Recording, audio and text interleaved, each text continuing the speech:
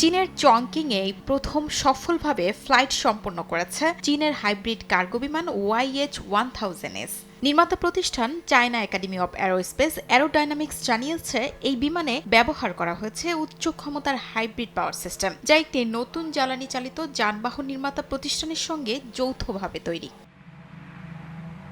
প্রতিষ্ঠানটি জানায়, গত বছরের মে মাসে প্রথমবারের মতো উড়াল সম্পন্ন করা YH-1000 বিমানের তুলনায় নতুন YH-1000S মডেলটি কম দূরত্বে উড্ডয়ন ও অবতরণে সক্ষম। এই বিমানের বহন ক্ষমতাও বেশি। এছাড়াও উড্ডয়নের পরিসরও আরও দীর্ঘ বলে দাবি নির্মাতাদের। প্রকৌশলী ওয়াং চাও বলেন, নতুন জ্বালানি চালিত গাড়ির হাইব্রিড পাওয়ার সিস্টেম এই প্রথম বিমানটিতে ব্যবহার করা হয়েছে, যা পণ্যের পরীক্ষামূলক খরচ উল্লেখযোগ্যভাবে কমিয়েছে।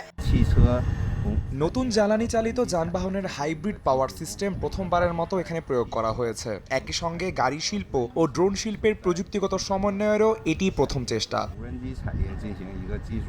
একাডেমির তথ্য অনুযায়ী বৈশ্বিক বাজারের চাহিদা মাথায় রেখে এই বড় আকারের মানববিহীন বিমানটি আন্তর্জাতিক সরবরাহ ব্যবস্থা, জরুরি উদ্ধার, দুর্যোগ মোকাবেলা, কৃত্রিম আবহাওয়ার পরিবর্তন, সামুদ্রিক পর্যবেক্ষণ এবং নৌ নিরাপত্তা তদারকি সহ বিভিন্ন কাজে ব্যবহার করা যাবে।